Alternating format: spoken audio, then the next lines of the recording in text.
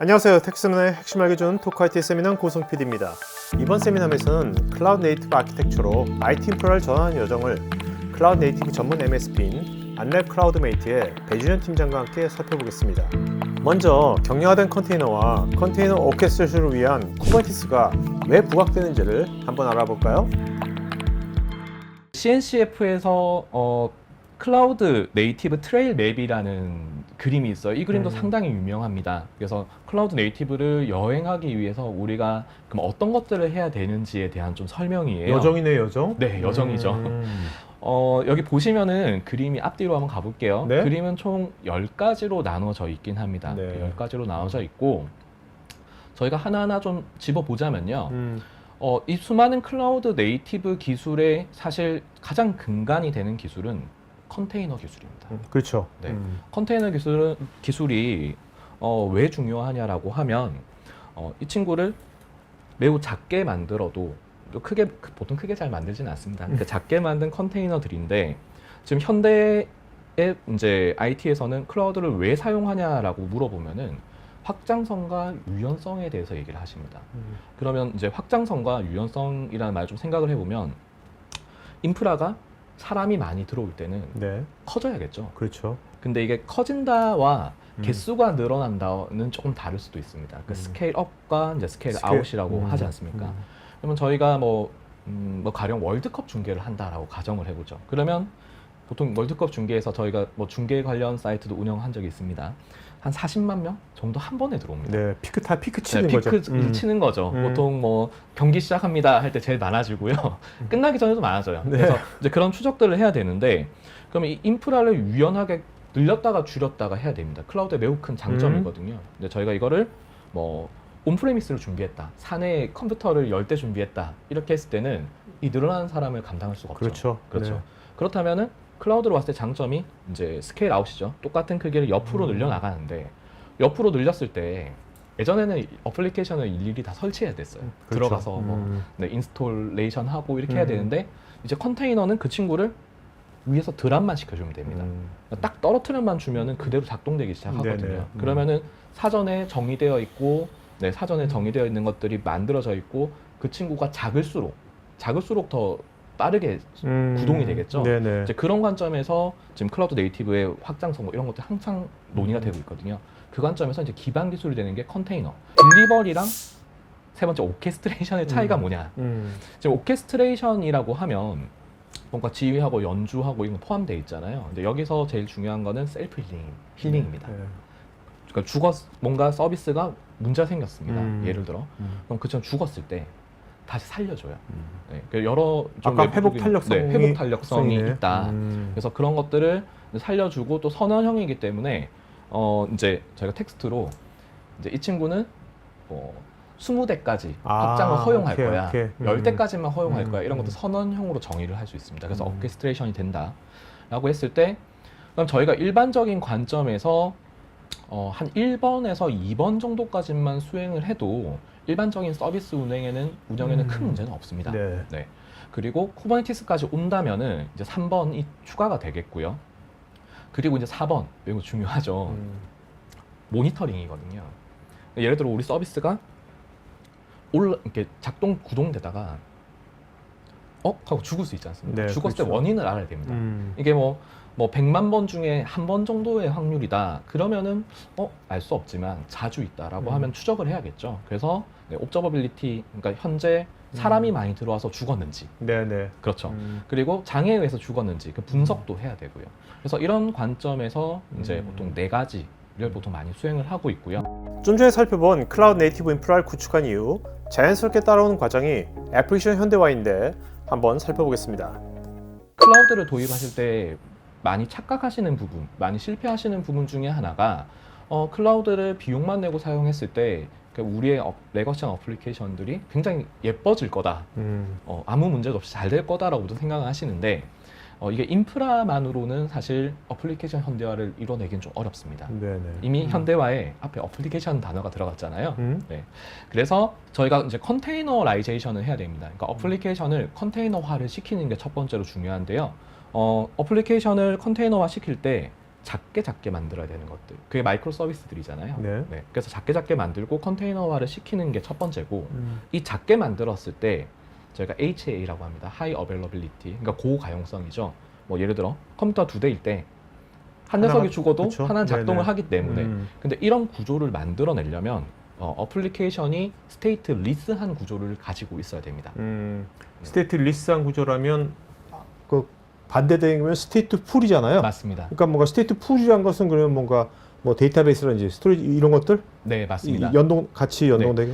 그래서 그런 것들을 중앙화를 시켜요. 그러니까 어떤 뜻이냐면 하나의 컨테이너에 정보들을 담아두지 않습니다. 네. 왜냐하면 이 컨테이너는 언제든지 사라질 수가 있기 때문에 이 사라질 녀석에 뭔가 적재를 한다는 건 굉장히 위험하지 않습니까? 네네. 그래서 이런 것들을 중앙화를 시키는데 뭐 예를 들어 세션 정보 같은 경우에는 세션이라고 하면 로그인 같은 거겠죠. 우리가 웹사이트 서비스에 로그인을 하는데 예전 같은 경우에 세션 정보가 서버에 하나, 유저 웹브라우저에 하나 존재를 합니다.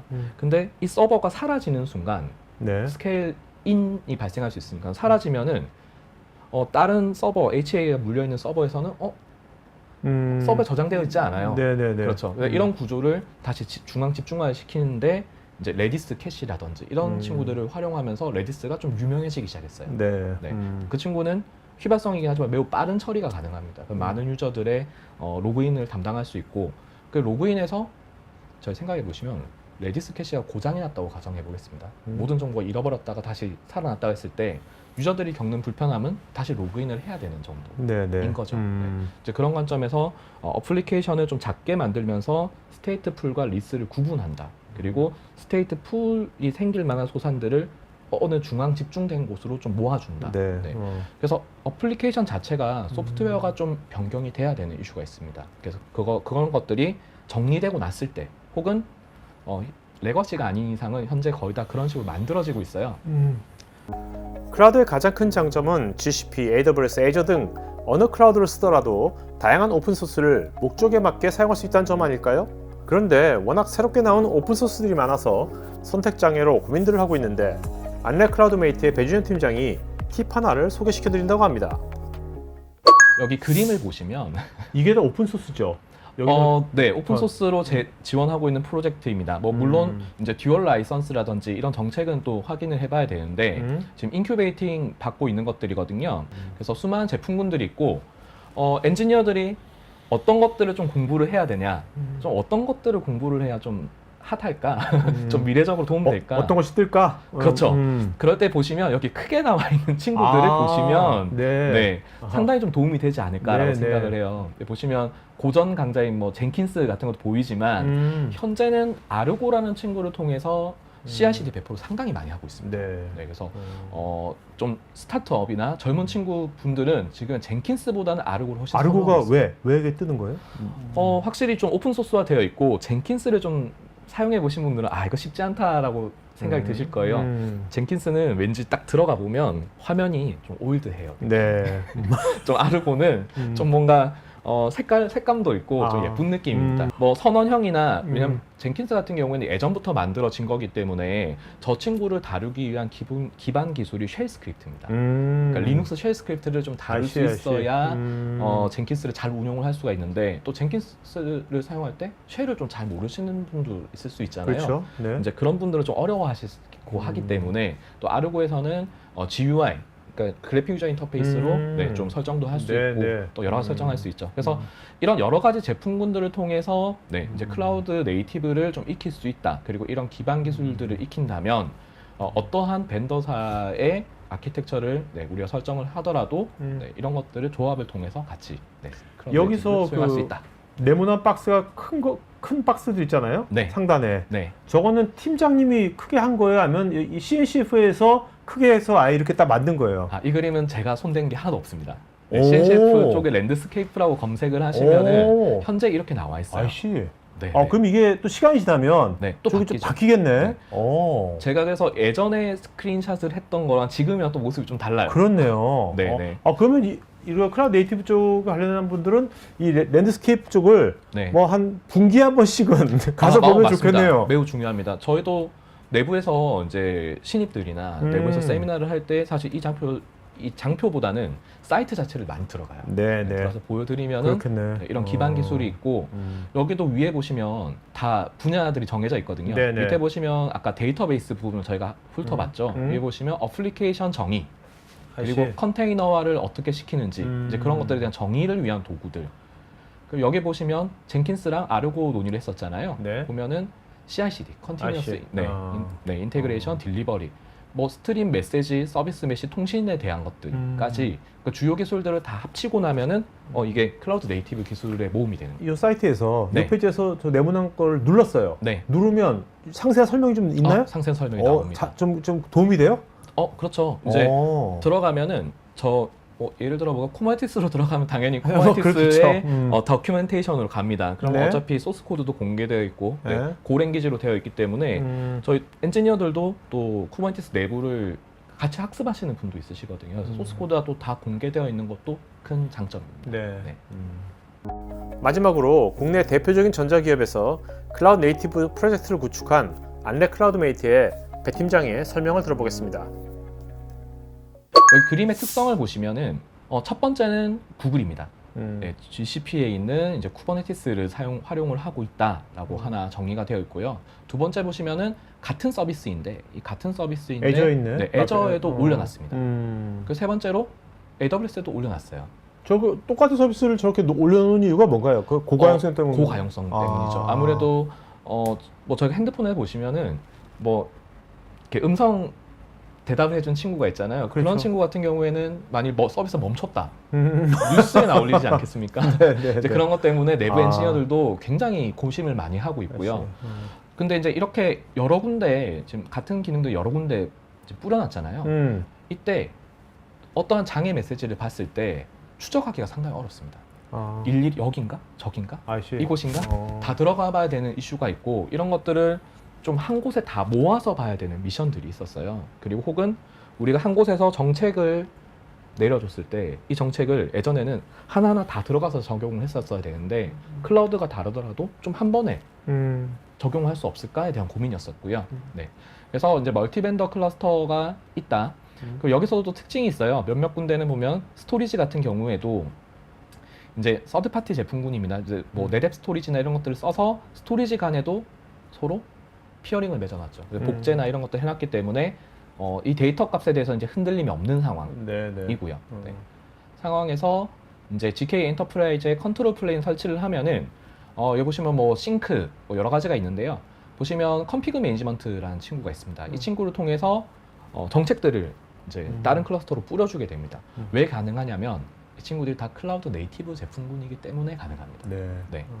그리고 이런 서비스들을 이런 내부에 엮여 있는 이 친구들에게 통신을 어떻게 엮어야 될지도 있지 않겠습니까? 이제 그런 것들은 서비스 메시라는 친구에서 정의를 해주게 됩니다. 그러니까 이 박스에서 어떻게 보면 이 멀티 클라우드를 통합 관리하는 거네요. 네.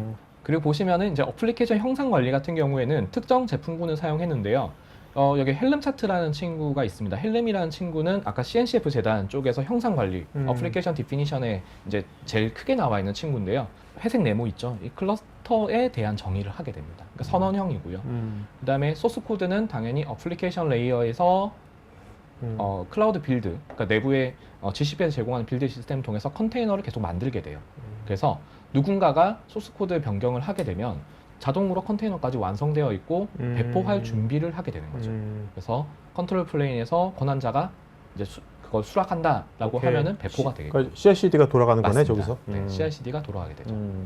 그리고 마지막으로 저희가 아까 클라우드 트레일 맵에서 보셨던 이제 로깅, 어떤 식으로 관리되고 있는지, 유저가 얼마나 들어오고 있는지 이제 이런 것들을 좀 관리하기 위해서 GCP 내에서도 이제 이런 GCP 내부에서 생기는 문제들을 볼 수 있게끔 클라우드 로깅이라는 무료입니다. 심지어 무료예요. 네. 제공을 하고 있고요. 이제 프로메테우스라고 해서 잘 알려진 제품군입니다. 이 친구는 이제 다른 클라우드에서도 나오는 에러 같은 것들을 하나로 수집하기 위해서 프로메테우스를 써서 이제 시각화를 시킨다라고 이해해 주시면 될 것 같습니다. 구글 클라우드 서비스인 GCP에서 컨테이너, 쿠버네티스를 사용하는 것에 관심 있는 분은 우측 상단에 카드 링크를 클릭하시면 관련 영상을 보실 수 있고 관련 문의는 여기 메일로 하실 수 있습니다. 지금 보신 이 세미나 영상은 제가 진행하는 토크IT의 토크형 웨비나 내용 일부를 재구성해서 스토리텔링한 영상입니다. 여러분 회사의 솔루션이나 신기술에 대한 자연스러운 토크형 웨비나를 진행하면서 지금 보신 세미나 같은 영상을 제작하는 것에 관심 있으신 분은 우측 상단에 카드 링크를 클릭하시면 관련 서비스 내용을 보실 수 있고, 여기 전화나 메일로 문의 주시면 친절하게 상담해 드리겠습니다. 테크 전문 채널 토크IT에서는 IT 인프라 관련 다양한 전문가들과 언제든지 상담하고 소통할 수 있는 구해줘 IT 인프라라는 공간이 있습니다. 구글에서 한글로 토크IT 치시거나 우측 상단의 링크를 클릭하시면 됩니다. 여러분의 좋아요와 구독은 컨텐츠 제작에 큰 힘이 됩니다.